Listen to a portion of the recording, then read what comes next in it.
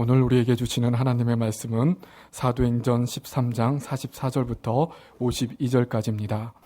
그 다음 안식일에는 온 시민이 거의 다 하나님의 말씀을 듣고자 하여 모이니 유대인들이 그 무리를 보고 시기가 가득하여 바울이 말한 것을 반박하고 비방하거늘 바울과 바나바가 담대히 말하여 이르되 하나님의 말씀을 마땅히 먼저 너희에게 전할 것이로되 너희가 그것을 버리고 영생을 얻기에 합당하지 않은 자로 자처하기로 우리가 이방인에게로 향하노라.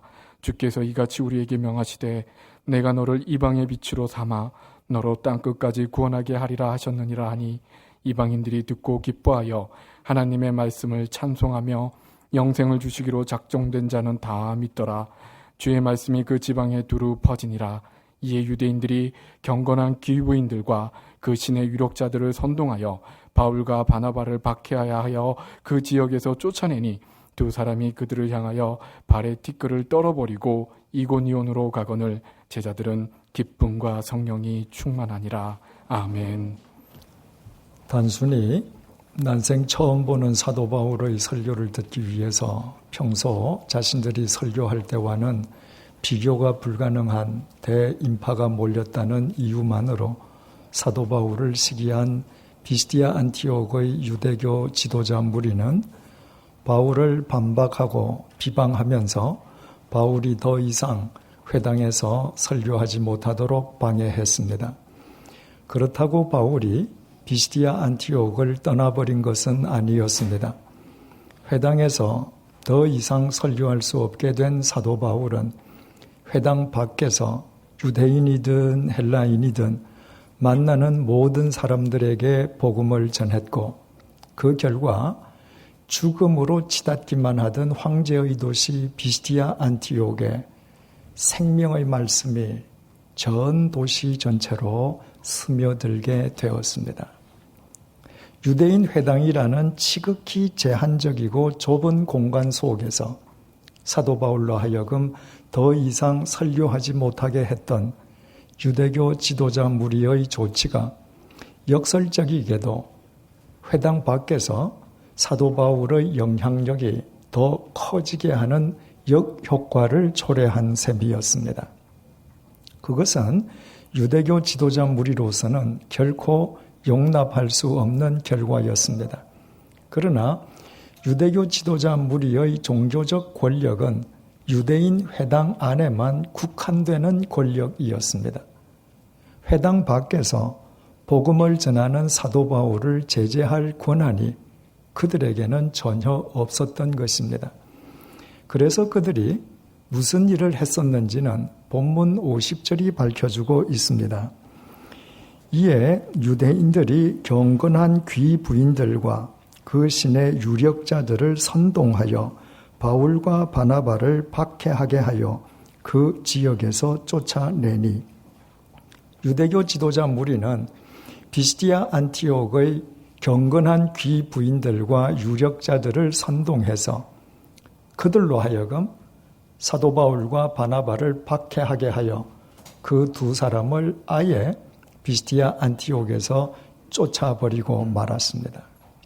본문이 단순히 귀부인들이라고 말하지 않고 경건한 귀부인들이라고 표현하고 있음에 미루어서 그 여인들은 유대교에 입교한 이방인들이거나 아니면 유대교의 우호적인 여인들이었음을 알게 됩니다.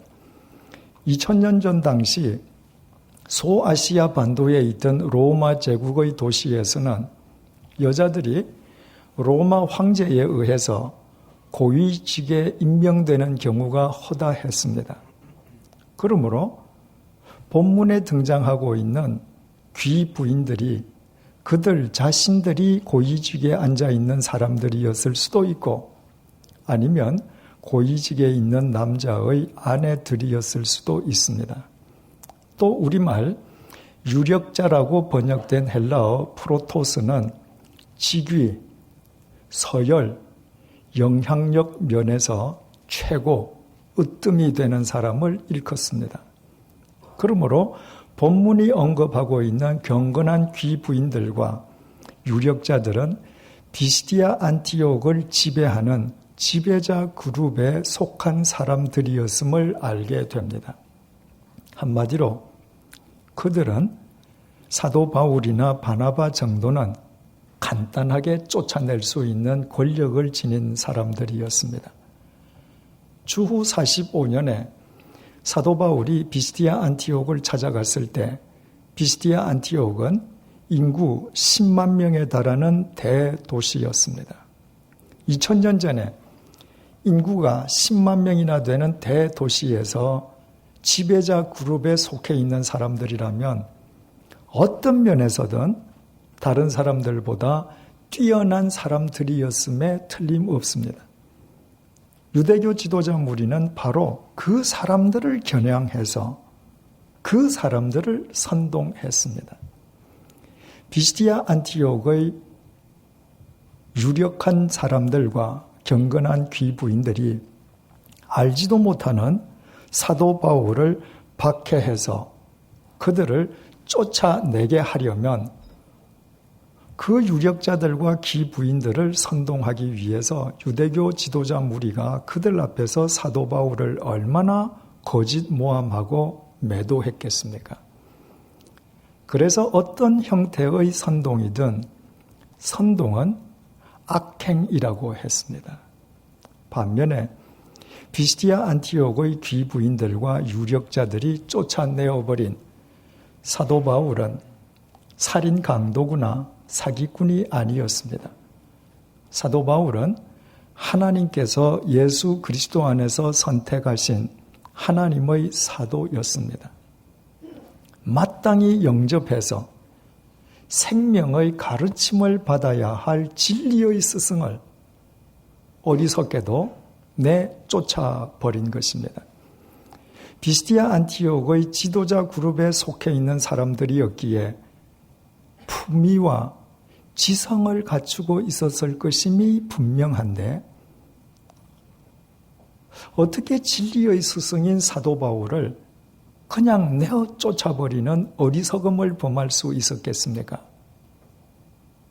유대교 지도자 무리들에게 선동당했기 때문이었습니다. 그래서 누군가에게 선동당한다는 것은 지위, 지성, 연령에 아무 상관없이 무지의 소치라고 했습니다.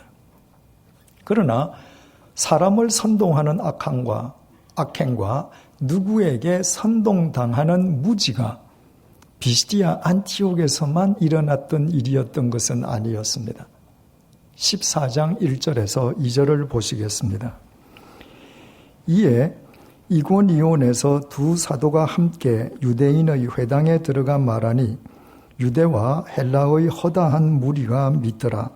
그러나 순종하지 아니하는 유대인들이 이방인들의 마음을 선동하여 형제들에게 악감을 품게 하거늘. 비스디아 안티옥에서 쫓겨난 사도 바울과 바나바는 비스디아 안티옥에서 동남쪽으로 180여 킬로미터 떨어져 있는 이고니온으로 찾아가서 그곳에 있는 유대인 회당에서 복음을 전했습니다.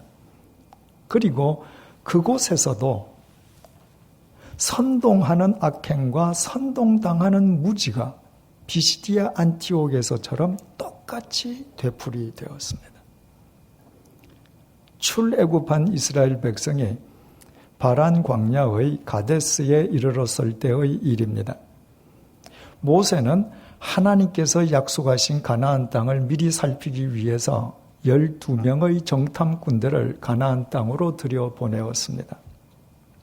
40일 동안 가나안 땅을 정탐한 12명의 정탐꾼들이 가데스로 되돌아왔는데 그들 가운데에 10명의 정탐꾼들이 가나안 땅으로 들어가면 안 된다고 이스라엘 백성을 선동했습니다. 가나안 땅의 원주민들은 거인족이라서 그 앞에서 자신들은 메뚜기에 지나지 않으므로 가나안 땅으로 들어가기만 하면 모두 몰살당하고 말 것이라고 이스라엘 백성을 선동한 것이었습니다. 역시 정탐꾼이었던 갈렙과 여호수아가 반드시 가나안 땅을 얻을 수 있다고 호소했지만 이미 10명의 정탐꾼들에게 선동당한 이스라엘 백성은 진실을 호소하는 갈렙과 여호수아를 도리어 돌로 쳐 죽이려고 했습니다. 그리고 그 결과 그들은 아무도 약속의 땅인 가나안 땅에 입성하지 못한 채 광야에서 모두 죽고 마는 비극을 자초했습니다. 선동하는 악행과 선동당하는 무지의 결과였습니다. 유대인들은 스스로 하나님의 선민임을 자처하고 자랑하던 민족 아닙니까? 그런데 어떻게 하나님의 선민임을 자처하는 유대인들이 하나님께서 이 땅에 구원자로 보내신 하나님의 독생자 예수 그리스도를 십자가에 못 박아 죽일 수 있겠습니까? 예루살렘의 유대교 지도자 무리가 유대인들을 선동했고 선동당한 유대인들이 빌라도 총독에게 예수님을 십자가에 처하도록 밀란을 일으킬 듯이 압력을 가했기 때문이었습니다. 그것 또한 선동하는 악행과 선동당하는 무지의 소치였습니다. 선동과 관련된 이상과 같은 이야기들을 들여다보면 우리는 자칫 선동에 대해서 그릇된 편견을 갖기가 쉽습니다. 이를테면 선동은 다수와 역시 다수인 집단 혹은 대중 사이에서만 일어나는 일이라는 그릇된 편견입니다. 가데스에서 10명의 정탐꾼들이 가나안 땅으로 들어가면 안 된다고 이스라엘 백성을 선동했습니다. 다수가 대중을 선동한 것입니다. 예루살렘의 유대교 지도자 무리가 유대인들을 선동해서 예수님을 십자가의 죽음으로 몰아갔습니다. 역시 다수에 의한 대중 선동이었습니다. 비시디아 안티옥의 유대교 지도자 무리는 경건한 귀부인들과 유력자들을 선동해서 사도 바울을 쫓아버렸습니다. 다수가 특정 집단을 선동한 것입니다. 이고니온에서 유대인들은 이방인들을 선동해서 그리스도인들에 대하여 악감정을 품게 했습니다. 다수가 다수를 선동한 것입니다. 이처럼 선동은 다수와 다수, 다수와 집단, 다수와 대중 사이에서만 일어나는 일일 뿐 개인과 개인 사이에서는 일어나지 않는 일인 것처럼 오해하기가 쉽습니다. 또 선동은 정치나 이념 문제에서만 국한되어 일어나는 것이라는 오해를 갖기도 쉽습니다. 그와 같은 편견과 오해는 필히 자기 자신은 선동과 무관한 사람이라는 착각 속에 빠지게 합니다. 그러나 그것은 전혀 사실이 아닙니다. 선동이라는 단어 자체의 이미지가 부정적인 것은 그 단어의 주체가 되는 사람의 동기와 의도가 늘 불순하기 때문입니다. 누군가를 선동한다는 것은 그 사람을 정상 궤도에서 이탈시키는 그릇된 행위를 의미합니다. 바른 마음을 지닌 사람은 절대로 다른 사람을 정상 궤도에서 이탈시키는 선동을 하지 않습니다. 오히려 정상 궤도에서 이탈한 사람을 도와주기 위해서 그 사람의 잘못을 일깨워주면서 그 사람이 정상 궤도를 되돌아 찾아갈 수 있도록 충고하거나 조언하거나 권면하거나 계몽하거나 훈계하거나 설득합니다. 억울한 모함을 당할 경우에도 사실을 해명하거나 변호할 뿐입니다. 이처럼 긍정적인 의미의 단어들과 정반대되는 개념의 단어가 선동입니다. 선동이 사람을 정상 궤도에서 이탈시키는 그릇된 행위라는 것을 깨닫는 것은 대단히 중요합니다. 그 사실을 깨달을 때에만 선동은 다수와 다수 사이에서만 일어나는 일이 아니라 개인과 개인 사이에서도 얼마든지 일어나는 일이라는 것 역시 인식할 수 있기 때문입니다. 사탄이 에덴 동산에 있는 하와를 유혹했습니다. 유혹의 내용이 무엇이었습니까? 하나님께서 금하신 금단의 열매를 먹기만 하면 너의 눈이 밝아져서 너 스스로 하나님처럼 될 것이라는 것이었습니다. 다시 말해서 인간의 정상 궤도를 이탈해서 너 스스로 하나님이 되라는 것이었습니다.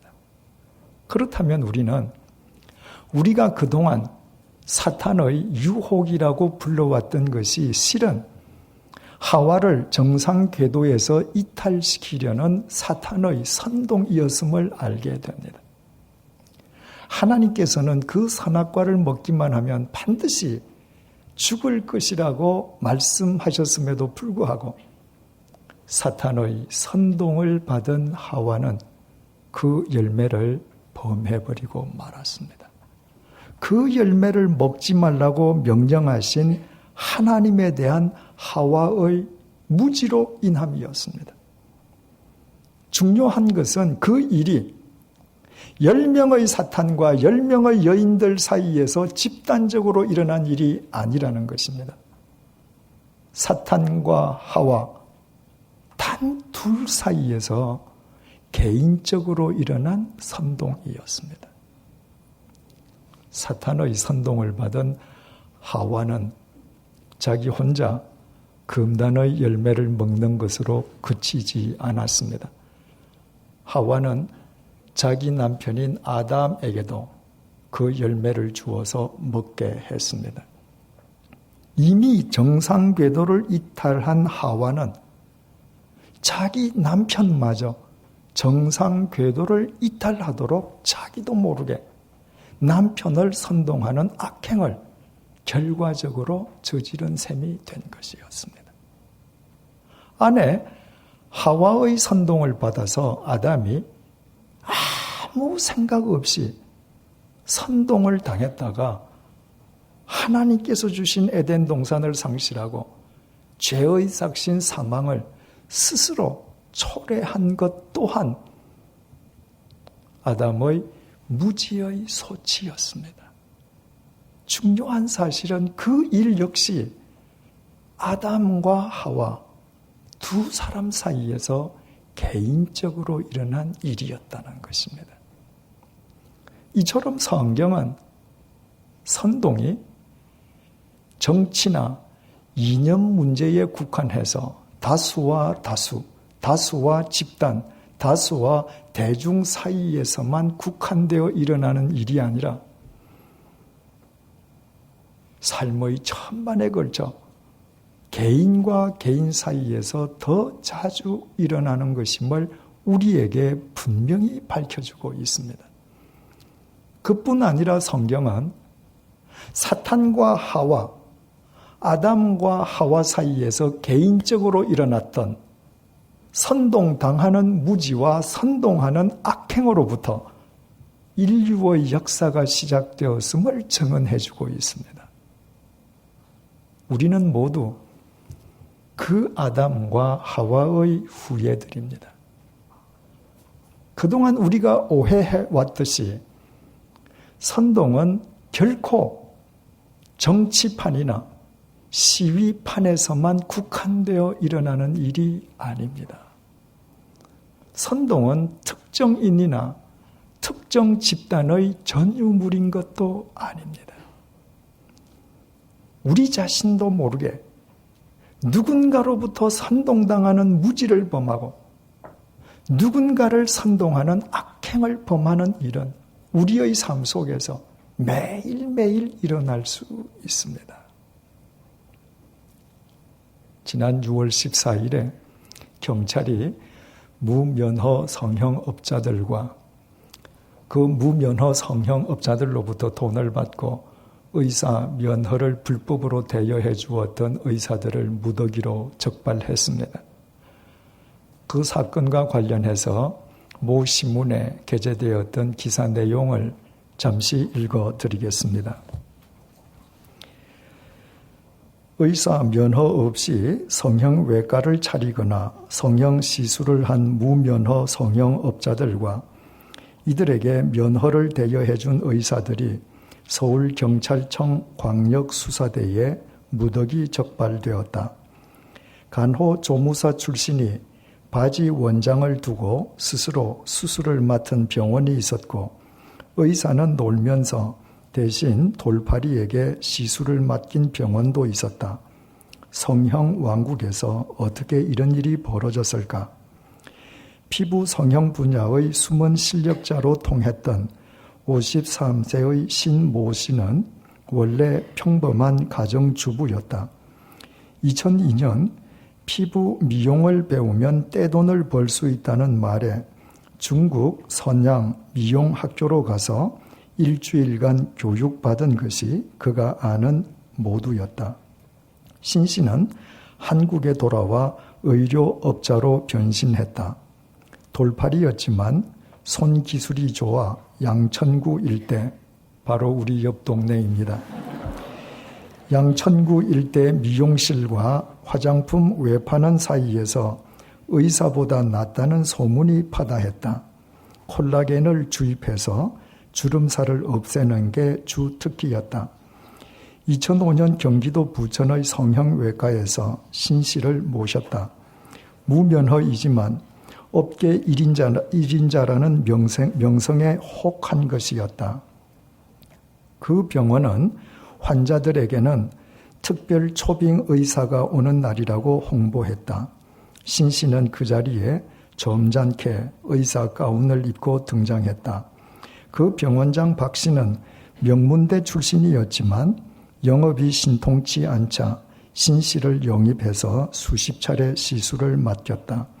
자신감을 얻은 신 씨는 2008년부터 아예 양천구 신월동 자기 아파트 거실에서 단독 개업을 했다. 수술용 침대, 레이저, 주사기 같은 도구를 늘어놓자 환자들이 몰려왔다. 처음엔 목동과 인천 그리고 부천에 사는 단골들이 왔지만 점점 입소문이 나면서 서울 강동 지역과 경기, 일산에서도 환자들이 찾아왔다. 경찰 수사 결과 신 씨가 자기 특기인 콜라겐 시술에 사용한 재료는 윤활제와 유리 용기의 표면을 코팅할 때 사용하는 공업용 실리콘이었다. 자칫하면 피부가 고와지기는커녕 썩거나 구멍이 뚫릴 수 있는 물질이었다. 보통 콜라겐 주사 한 대에 20만 원에서 30만 원쯤 하는데 신 씨는 가격을 확 낮췄다. 한 병에 50만 원 하는 공업용 실리콘으로 100대 이상의 가짜 콜라겐 주사를 만든 것이다. 신 씨의 왕진 시술을 받은 경기도 평택의 가정집에선 난리가 났다. 일가족 5명을 상대로 주름 제거 수술을 했는데 60대 남성에게서 심각한 부작용이 발생한 것이다. 이에 아랑곳 없이 신 씨는 환자 600명을 상대로 의료 행위를 해서 최소 5억 원 이상의 부당 이득을 올렸다. 올해 38세인 김 씨는 산부인과 간호조무사였다. 가끔 환자들에게 피부 관리를 해주다가 의료사고가 나는 바람에 병원을 나왔다. 재주 좋다는 말을 들었던 김 씨는 그 길로 경기도 부천 중심가에 성형외과를 차렸다. 의사 면허가 필요해서 인터넷 사이트에서 원장을 구했다. 현역에서 물러난 72세의 K씨가 월급 700만 원을 받는 조건으로 원장으로 초빙됐다. 수술칼을 잡아본 지 10년이 넘었지만 어차피 노는 원장이라 그런 건 중요하지 않았다. 모든 상담과 시술은 김 씨가 맡았다. 턱 깎고 지방 빼는 복잡한 시술 환자는 다른 병원으로 보냈고 오로지 죽은 깨와 점을 빼고 사마귀 제거하는 환자만 받았다. 그런데 이 특화 전략이 먹혀들었다. 죽은 깨 빼는데 최고라는 찬사에다 싹싹하고 친절한 젊은 여의사라는 칭송이 보태지면서 환자들이 몰려들었다. 다른 병원에서는 못 빼는 죽은 깨도 이 병원에서는 한 번에 뺄 수 있다는 소문이 났다. 간호사도 셋이나 두었다. 김 씨는 월급 주기 아까운 원장을 자주 교체했다. K 원장은 석 달 만에 쫓겨났고 P씨와 S씨 등이 면허를 대주는 바지 원장으로 새로 왔다. P씨와 S씨는 산부인과와 비뇨기과 전문의로 병원에서 쉬다 가는 게 주 업무였다.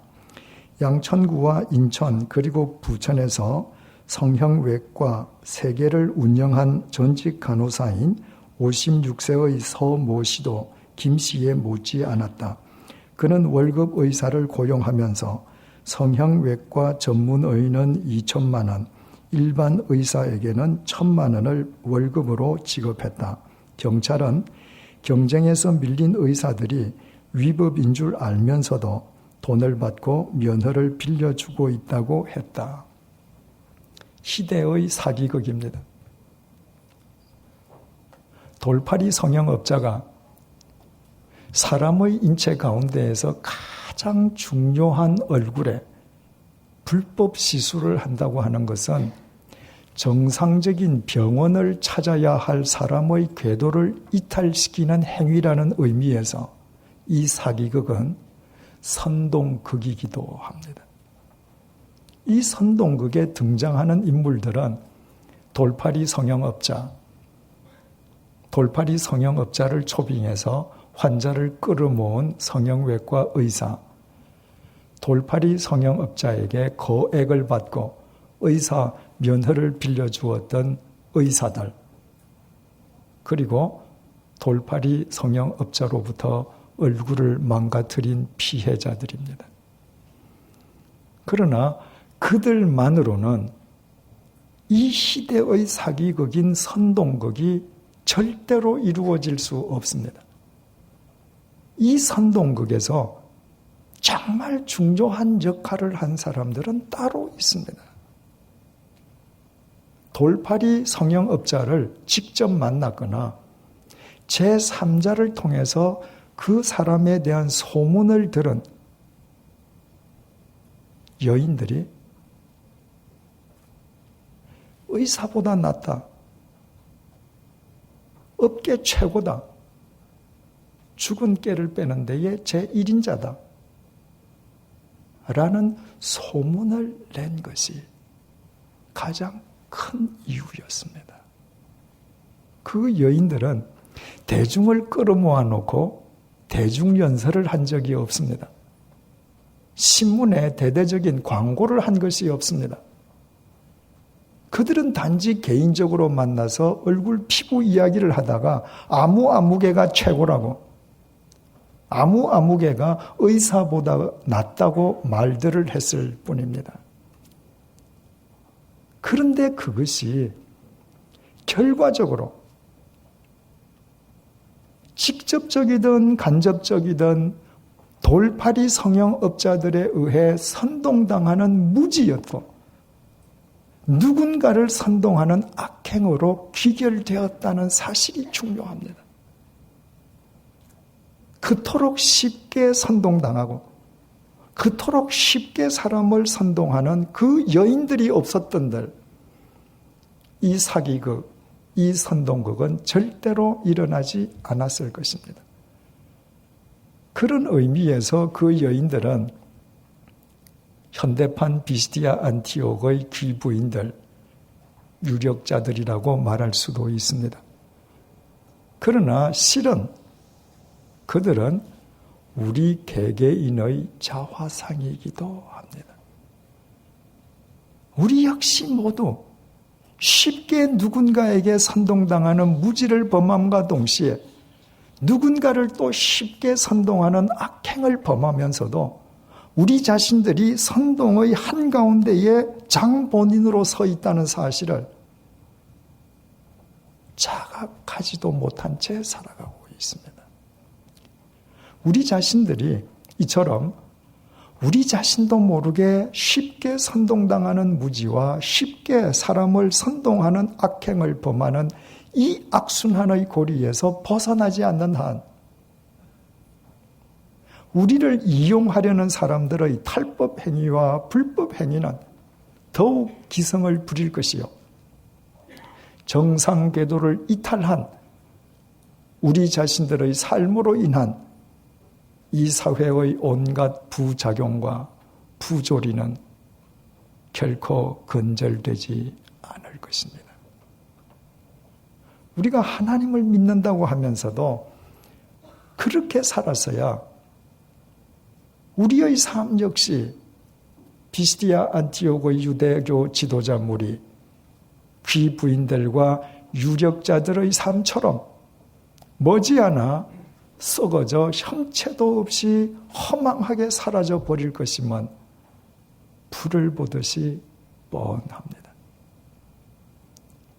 예수님께서는 이 땅에 계시는 동안에 단 한 번이라도 누구에게 선동을 당하신 적도 없었고 누구를 선동하신 적도 없었습니다. 예수님께서는 참 생명이시기 때문입니다. 생명은 어떤 경우에도 사람을 정상 궤도에서 이탈하게 하는 선동을 행하지 않습니다. 생명은 도리어 정상 궤도에서 이탈한 사람들이 정상 궤도를 회복할 수 있도록 해주는 힘이요 능력이기 때문입니다. 주님의 그 생명이 이미 우리 속에 임해 계심을 아십니까? 주님께서 생명이시기에 선동당하는 무지와 선동하는 악행을 무의미하게 반복해왔던 우리를 당신의 피값으로 살리시고 당신의 생명으로 우리를 감싸주고 계시는 것입니다. 우리 모두 말씀으로 그 생명을 들이키고 기도로 그 생명을 내뿜는 사람들이 되십시다. 언제 어디서나 오직 그 생명으로 호흡하고 살면서 그 생명을 힘입어 이탈되었던 궤도를 정상 궤도로 되찾아가는 그리스도인들이 되십시다. 그때에만 우리는 비로소 쉽게 선동당하는 무지와 쉽게 선동하는 악행의 악순환의 고리에서 비로소 벗어날 수 있습니다. 나아가 그때에만 우리가 비록 본문의 사도 바울처럼 이 거대한 황제의 도시 속에서 우리의 몰골이 초라하다 할지라도 우리는 정상궤도에서 이탈한 사람들을 정상궤도로 되돌려주는 참된 그리스도인들, 허울뿐인 이 황제의 도시 속에 생명이 스며들게 하는 참 생명의 사도로 살 수 있습니다. 기도하시겠습니다.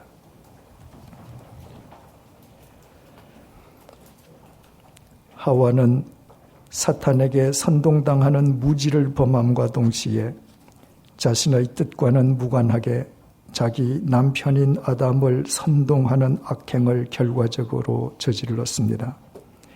그 아담과 하와의 후예가 바로 우리 자신입니다.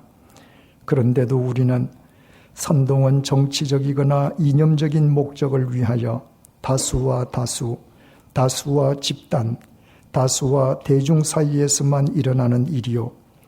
우리 자신은 선동과는 아무 상관이 없다는 착각 속에서 살아왔습니다. 그러나 오늘 본문 말씀을 통해 우리 자신이 그동안 우리 자신도 모르게 누군가에게 선동당하는 무지와 누군가를 선동하는 악행을 되풀이하면서 우리 자신이 정상 궤도에서 이탈한 것은 말할 것도 없고 수많은 사람들을 정상 궤도에서 이탈시키는 허물마저 범해왔음을 깨닫게 해주셔서 감사합니다. 우리의 이 모든 허물을 회개하오니 하나님의 자비로우심으로 용서해 주십시오. 주님께서 벳세다 벌판에서 오병이어의 표적을 행하시는 것을 목격한 민중들은 즉각 그 자리에서 자신들의 왕이 되어달라고 주님을 선동했지만 주님은 결코 선동당하시지 않았습니다. 주님께서는 예루살렘 유대교 지도자 무리의 선동으로 십자가의 죽음을 당하셨지만 운명하시기까지 당신의 구명을 위해 누구 한 명 선동하시지도 않았습니다. 주님께서 참 생명이시기 때문입니다. 주님께서 생명이시기에 선동당하는 무지와 선동하는 악행으로 주님의 뜻에 위배되는 삶을 살아온 나에게도 생명으로 임해 주시고 이 시간 당신의 생명으로 나를 감싸고 계셔 주심을 감사드립니다. 이제부터 말씀으로 그 생명을 들이키고 기도로 그 생명을 내뿜게 해 주십시오. 오직 그 생명 속에서 그 생명을 힘입어 나 자신이 먼저 정상 궤도를 회복할 수 있도록 도와주십시오. 그리하여 우리 모두 정상 궤도에서 이탈한 사람들을 정상 궤도로 되돌려주는 진정한 그리스도인, 죽음으로 치닫는 이 황제의 도시 속에 생명이 스며들게 하는 참 생명의 사도가 되게 도와주십시오. 예수님의 이름으로 기도드립니다. 아멘.